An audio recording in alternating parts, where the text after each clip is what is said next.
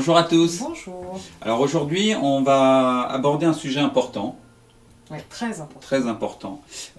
Développer et rentabiliser son activité de massage bien-être. Alors, on va parler de politique commerciale, on va parler de suivi de ses résultats, parce que c'est pas tout de mettre en place une politique, il faut quand même la suivre pour voir si ça fonctionne.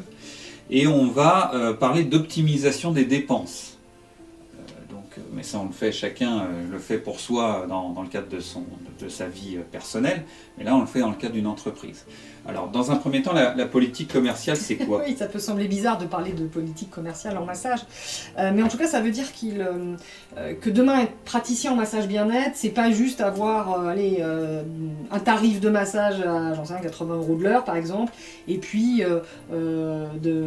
d'avoir son site internet où le tarif est affiché, puis d'attendre que les clients nous appellent pour faire notre chiffre d'affaires. C'est pas comme ça que ça va fonctionner. On l'a dit, on est indépendant, on a besoin de développer notre chiffre d'affaires, donc il va vraiment falloir construire une politique commerciale comme le ferait une grosse société, c'est-à-dire se poser sur son offre de massage. Moi je le dis toujours, un seul prix c'est pas du tout logique. Ça se construit un tarif avec des massages plus chers, des massages moins chers, des promos, peut-être de la vente complémentaire avec des produits à côté. Donc il y a déjà besoin de mettre à plat tout ça, c'est ça, et de savoir exactement ce qu'on veut faire et surtout de vendre un massage en fonction d'un tarif et d'une prestation globale. C'est de se dire comment je peux travailler mon offre commerciale tout simplement pour que on parlera de rentabilité tout à l'heure, mais pour que quand je masse et au tarif où je masse, je gagne ma vie en fait. Ça ne veut pas dire qu'il n'y a pas des massages pas très chers qui sont en promo, peut-être des massages plus chers qui sont proposés d'une autre manière, mais en tout cas il y a vraiment l'idée de créer déjà une offre et puis cette offre de la faire évoluer et en tout cas de la faire vivre en permanence. Il y a des vraies saisonnalités qu'on peut mettre en place, ça veut dire qu'on va communiquer avec ses clients, qu'on va faire une newsletter par exemple, donc ça veut déjà dire qu'on a un fichier client dans lequel on enregistre toutes les coordonnées de ses clients, y compris le mail, pour pouvoir régulièrement envoyer des messages à ses clients. C'est-à-dire qu'on planifie aussi en amont les propositions qu'on va faire, c'est-à-dire que c'est pas si on veut proposer par exemple le massage minceur qui va forcément être plus demandé avant les vacances d'été, il ne faut pas commencer à faire des promos le 15 juillet, ça sera trop tard. Il faut le faire en amont, il faut l'avoir réfléchi, il faut l'avoir planifié. Donc ça fait partie aussi d'une politique commerciale. Je sais que nous, quand on travaille sur le module installation, par exemple, quand on travaille une offre comme ça, eh bien on fait un an. C'est-à-dire que les stagiaires, je leur fais faire un an d'offres en disant voilà, en janvier, en février, en mars, qu'est-ce qui se passe? Un coup, il y a la fête des mères, un coup, il y a la fête des pères, un coup, il y a la fête des grands-mères, un coup, il y a, j'en sais rien, la fête des amoureux, la Saint-Valentin. Donc déjà, c'est comment le calendrier comment est-ce qu'on peut suivre le calendrier? Et qu'est-ce qu'on peut proposer? Et comment on communique? Et qu'est-ce qu'on dit pour que le client, il entende régulièrement parler de nous, que peut-être il savait pas quoi offrir, ils disent ah oui mais tiens c'est une bonne idée, je vais offrir un massage, etc. C'est pas attendre que le client nous appelle, c'est aussi créer des partenariats, des gens qui peuvent vous envoyer du monde, comment faire connaître vos massages, enfin bref il y a tout un travail déjà au départ. Moi le nombre de masseurs que j'entends des fois me dire ah mais moi j'ai arrêté, ça marchait pas, et qui se sont juste contentés d'avoir mis une plaque massage bien-être, un tarif et puis un site plus ou moins bien fait pour qu'on les trouve, ça marche pas ça, je suis désolée de vous dire ça, ça marche pas, le client il fonctionne pas comme ça, le client il a besoin que ça vive, que vous vous positionnez comme de vrais professionnels, donc ça peut être des articles de blog, une newsletter où on décrit un massage par exemple, avec toutes ses spécificités qu'on met en promo derrière, enfin bref, il y a plein de choses à faire, et ça c'est tous les ans, ça veut dire qu'on le programme pour un an, et l'année d'après on recommence, et c'est pas autre chose. Et ce qui n'a pas marché, vous le remplacez par autre chose. Il faut vraiment être évolutif et savoir tirer les leçons des éventuelles erreurs qu'on a fait, parce que attendez, vous n'allez pas avoir forcément la meilleure idée au meilleur moment dès le début, mais après à force d'expérience, à force d'avoir testé différentes choses, vous allez faire évoluer. Nous, notre offre elle a évolué au fur et à mesure des remarques, des retours, de la présence ou non ou de la réponse ou non des clients. Donc c'est comme ça qu'en fait on fait vivre une entreprise et on la fait évoluer dans le temps. C'est ça. Et on disait, donc, deuxième étape, suivre ses résultats. Suivre ses résultats, bien sûr, ça veut dire suivre son chiffre d'affaires. Vous allez voir qu'il y a une vraie saisonnalité. On l'a dit dans nos vidéos sur la reconversion massage bien-être, on travaille avec les particuliers. Donc les particuliers partent en vacances, aux vacances scolaires quand même. Ils partent au ski, ils partent l'été, etc. Donc on voit quand même d'une manière générale qu'il y a quand même une saisonnalité. Il y a des moments où l'activité est plus faible et des moments où l'activité est plus forte. 2 ans d'activité, votre saisonnalité quand même elle est faite s'il n'y a pas de choses particulières, type Covid, machin, qui chamboule un peu tout, mais sinon très vite on voit, par exemple, moi par expérience, je sais que le mois de février en massage est toujours un mois plutôt calme parce que les gens sont au ski, on a un peu fini tous les chèques cadeaux qui ont été vendus à Noël, etc., donc là c'est plutôt calme, partez en vacances quoi, ça sert à rien de rester là. Ou alors dans une politique commerciale où on peut se déplacer sur un lieu où il va aller masser au sport d'hiver. Voilà, on peut très bien aussi, dans le cadre de sa politique commerciale, se dire, voilà, moi j'ai la possibilité j'ai un lieu où je sais pas, mes grands-parents qui habitent, ou ma famille qui est originaire de la montagne, et le temps où les gens se déplacent, enfin les Parisiens ou la plupart des personnes qui vont au sport d'hiver, de se déplacer, mais planifier déjà dans sa politique commerciale de se déplacer à cette période-là pour faire du chiffre d'affaires où sont les gens. Tout à fait. Ça fait aussi on a pas mal de masseurs qui font ça l'été aussi, qui font un partenariat avec des grands campings, vous savez ces grands espaces là maintenant où il y a des mobil-homes, etc. Et où du coup le camping il est ravi de proposer des massages à ses clients, c'est un plus dans son offre commerciale. Sachant que ça peut l'arranger parce qu'il n'est pas obligé de prendre un salarié ou de payer quelqu'un pour le faire. Là, il vous propose, vous faites votre prestation, éventuellement il prend une participation ou pas. C'est ça, il y a une participation, etc. Mais ça, c'est normal. Et lui, ça lui permet de dire, regardez, sur mon lieu de vacances, on peut vous proposer ce genre de prestation. Lui, ça lui coûte rien, il sait que vous êtes un professionnel, vous amenez tout le matériel, etc.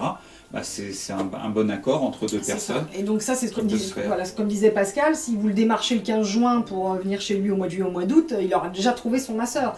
Donc ça s'anticipe aussi en le proposant suffisamment tôt pour pouvoir vous bloquer, vous, cette période-là, en fonction de vos propres congés, etc.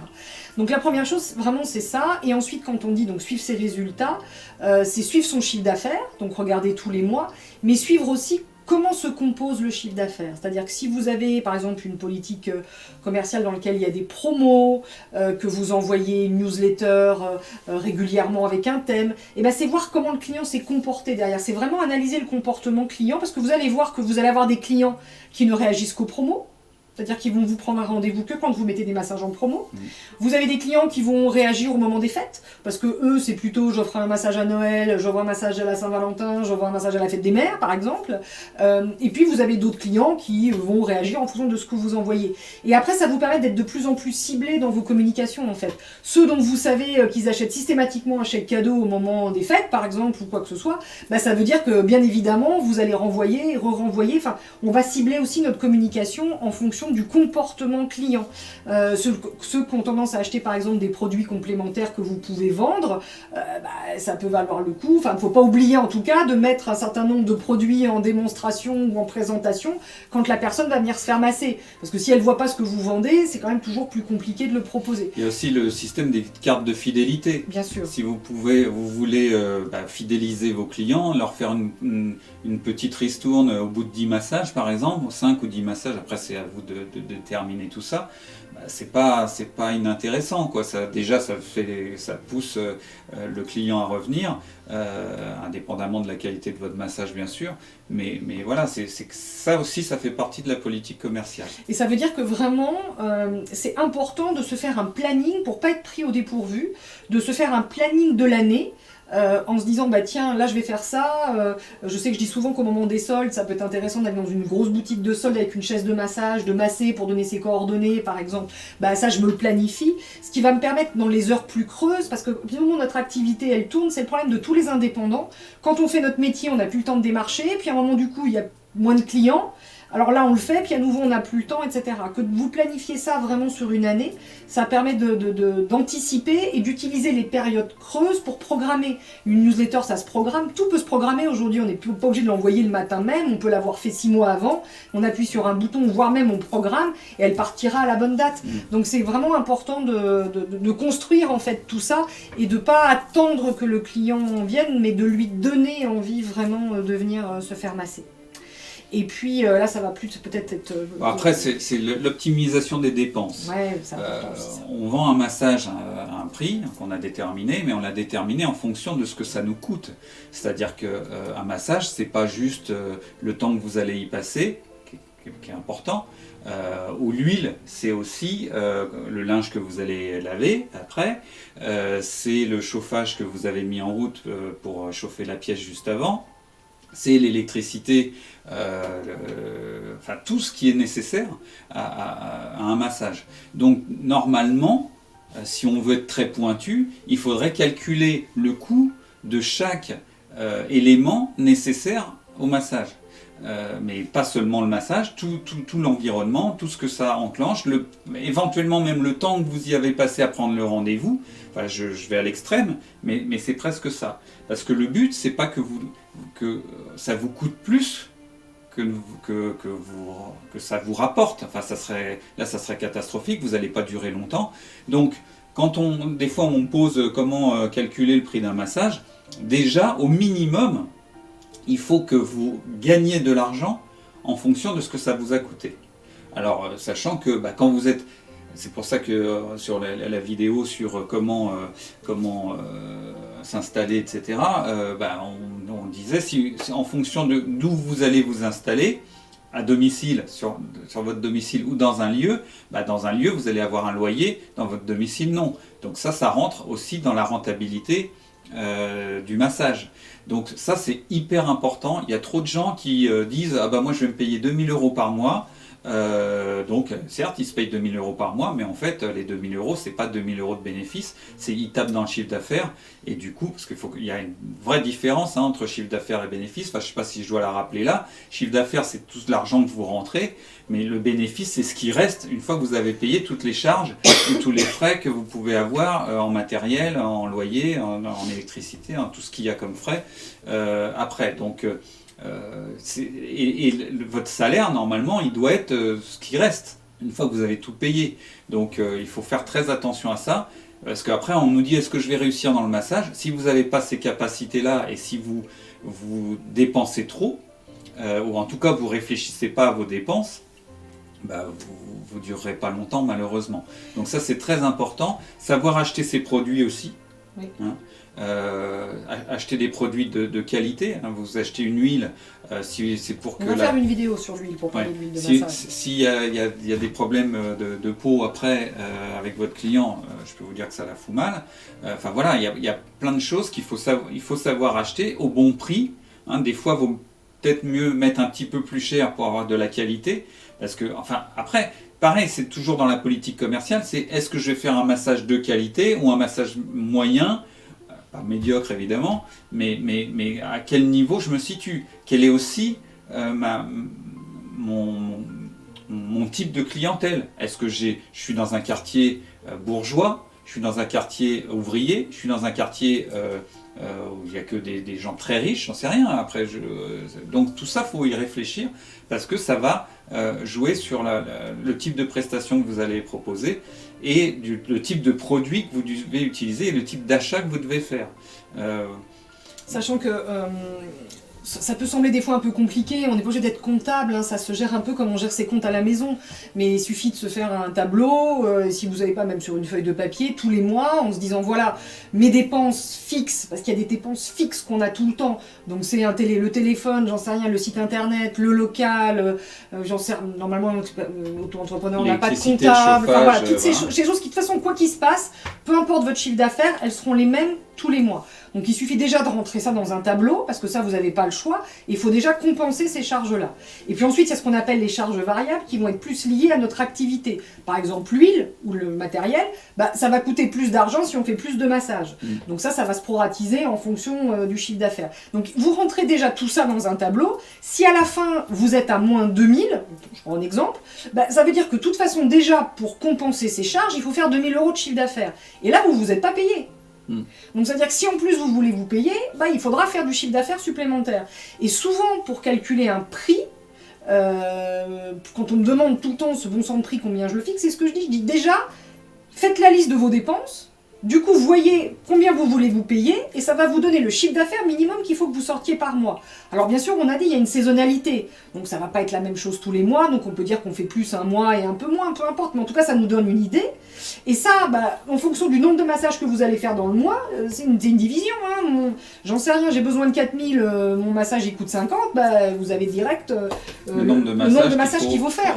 Et si c'est pas réaliste, ça veut dire que le massage il est pas assez cher, ou que vous avez trop de charges. Il faut vraiment apprendre à jouer en fait avec l'un ou l'autre, voir si ça passe à 60, voir si ça passe à 70, tiens à 80 ça passe, ça veut dire qu'il faut que je vende mes massages 80. Et déjà quand on a pris conscience de ça, on est souvent aussi beaucoup plus à l'aise pour vendre, pour annoncer un prix à un client, parce qu'on sait que de toute façon si on le fait à moins que ça, on ne gagne pas sa vie. Donc il nous semble légitime notre prix. Donc on ne fixe pas un prix parce que la voisine d'à côté, elle a mis son massage à 60 €, parce que peut-être qu'elle va mettre la clé sous la porte, parce que c'est pas rentable, ou peut-être qu'elle n'a pas du tout les mêmes charges. Donc c'est vraiment les mêmes frais, etc. Elle a un local qu'on lui a donné, ou qui lui appartient, qui appartenait à sa famille, donc elle n'a pas du tout les mêmes charges. Donc c'est très très important d'optimiser ses dépenses et de bien les évaluer avant de se lancer ou de continuer. Et puis après, si vous apercevez que ça ne convient pas, après, est-ce qu'il y a des actions à mener pour économiser ? Est-ce que je baisse un peu mon salaire parce que j'ai vu un peu trop haut, ou est-ce que je vends un peu plus cher? Est-ce que j'ai des économies que je peux faire en achetant mes produits ailleurs et en négociant un peu mieux avec mes fournisseurs? Voilà, c'est tout un tas de questions qu'il faut se poser. C'est ce qu'on a dit, planifiez votre année avec toutes vos dépenses. Du coup derrière, en incluant par exemple votre salaire. Du coup ça va vous donner le chiffre d'affaires dont vous avez besoin. On a parlé de cette fameuse politique commerciale qui normalement est là pour vous aider à développer ce chiffre d'affaires et atteindre l'objectif que vous vous êtes donné. Et puis après, bien sûr, si l'objectif il n'est pas atteint, il y a plein de questions à se poser. Est-ce que je vends assez de massages, et si je ne les vends pas, est-ce que j'ai un problème de com vis-à-vis de mes clients? Est-ce que j'ai trop de charges, et dans ces cas-là, est-ce que je peux les réduire? Est-ce que je vis un peu au-dessus de mes moyens? Voilà. Est-ce que mon activité est viable, tout simplement, par rapport à ce que je fais? Attention aussi, c'est-à-dire quand on démarre, par contre, tout ça, vous n'allez pas avoir des curseurs qui sont juste dès le départ, parce que il va falloir vous régler. Donc au début, on ne gagne pas beaucoup d'argent, on n'a pas beaucoup de clients. Donc cette analyse-là, c'est bien de la faire sur la politique commerciale dès le départ, parce que ça vous donne vos objectifs chaque mois, chaque semaine, de communication, de promo, de massage que vous proposez. Mais au départ, ça ne va pas représenter. Il ne faut pas se dire au bout de 2 mois, ouais, mais j'ai pas fait le chiffre d'affaires que je calcule au sommet de mon projet. C'est normal. Au début, on pense à combien de temps avant que ça...